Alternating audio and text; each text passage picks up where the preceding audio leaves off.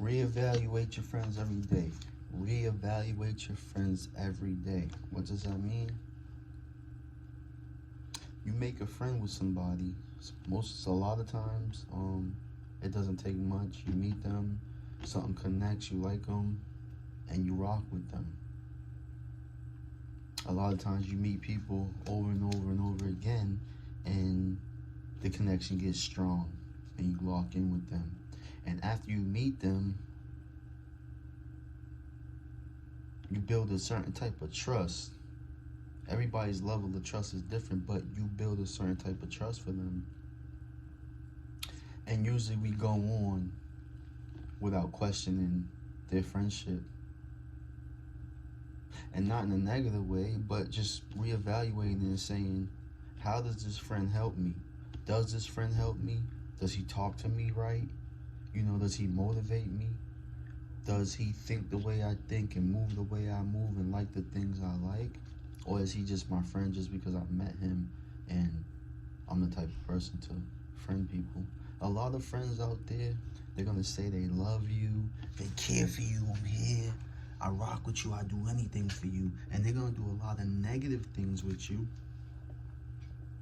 which you think, makes the friendship and relationship stronger. But no, it just makes it weaker. You ever had that friend who says he loves you so much and does everything for you, and he's your only real friend, she's your only real friend, but then they just don't support you? You ever have friends where you had something here and you're showing them how great it is, and they always comparing something else over there? You gotta be careful of those friends. The ones that's always comparing, telling you that, what they have to offer is greater. Like, reevaluate your friends, man. And if they can't, give you good quality love and nutrition mentally, you gotta try to separate yourself, man.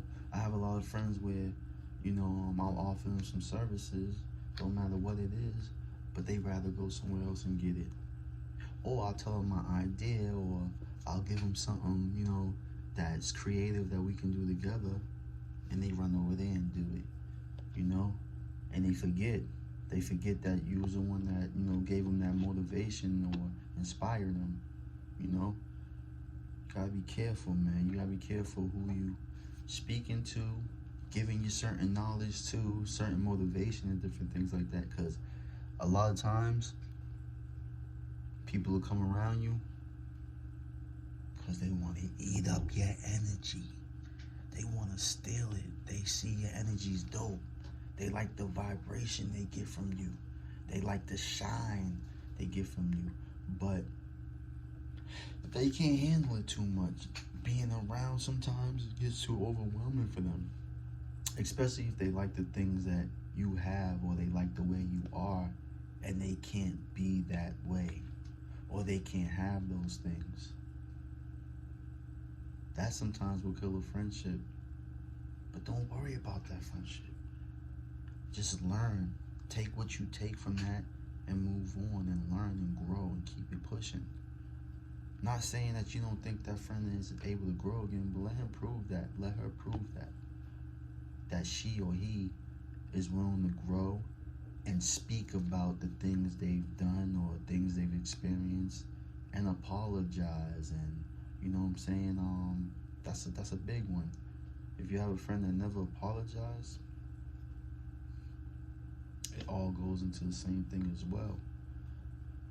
They gotta be able to come back and say, yo, that was my fault. I wasn't treating you right. Or I didn't listen all the way. Or I wasn't being the best, but I want to be better. That's the first step. Acknowledging that you can be a better friend.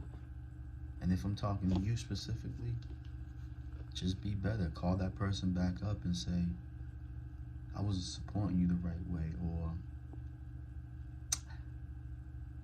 I was hurting, so I didn't know how to act in the proper manner. Or I just wasn't taught these type of skills and communication skills and understanding. So I'm learning a lot of understanding from you. Take this as a blessing, man. Somebody out there right now needs to hear this. Listen up, tap in, and yeah, promote these good blessings, yo. Promote it, promote it, promote it, promote it. Because we all know that within our days of living out here, we live in the cities and stuff like that. The things we get that are good, nutritious, nourishing, quality, relationships and education and thoughts and just love is low. So if you're in the room or you're in a space where you're getting an hour or a half an hour of some good, nourishing conversation or love or, energy, but then you're going out into the world where it's 8 to 9, 10 hours of battling with egos and destruction and bad communication and people yelling and noise and different things, that breaks down an hour of you working hard to keep your peace and your good, safe, quality thoughts and learning and people. Like, you gotta really protect your energy, and that's what it means.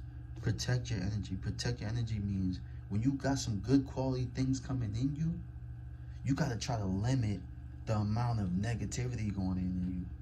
Because 8 hours of negativity and 1 hour of positivity in your mind, it's gonna be hard to keep that positivity over the negativity. So stay strong, y'all, because most of our days out there, where we come from is hard. And the positivity, you gotta let it continue to beat on the negativity. So when somebody come negative towards you, you gotta push back with positivity as much as you can. A lot of times we think to push back negative charge with negative charge, and it blows up. We go to prison, we go to jail, families crying. We don't think about our family when we go through that clash. But then when you're in prison or you're dead, your family got to pay for funerals. They're crying every day. They're wondering why this had happened. You got to learn to overcome the negativity. It's like Pac-Man, baby. Eat it up. Eat it up. Because it's gonna take you over. And it was a point in my life where I had 25 or 30 years, however long, of a bunch of negativity that took over the 8 to 10 years of building on love and good communication and a positive passion. And from for a while, I had to go in there with my sword and cut at the weeds. I'm chopping at all the negative weeds and building new, beautiful flowers and plants and fruit. So when I go out, all I see is beauty and fruitful things. Natural, loving, pure things. No evil. I'm like this much fighting it, and the positivities is breaking it up. I'm not telling you don't keep your solid, don't stay thorough and all that. But I don't have to show that all the time. It's very limited. So it doesn't boil over on my family, on my kids, on the people I love. Because when you get too much of that negativity, you don't even know how to communicate, you don't know how to talk, you don't know how to react. And it boils over on the people you love, on your kids. It boils over on your kids, and it keeps this circle of negativity. It's like an infinity circle, because it's going from one person to the next. And it just keeps building. 4, 10, 1,000, 1,000,000 people going through this trauma and stress. That one person, if they're accountable for themselves, can change. Just one person. I hope this has helped somebody. And I feel like I need to come on here every once in a while and do more of these. And I will. Blessings, peace, and love to everybody. Hold it down. I ain't telling you not to be thorough, not to be hard. but there's a time and a place for everything. Peace.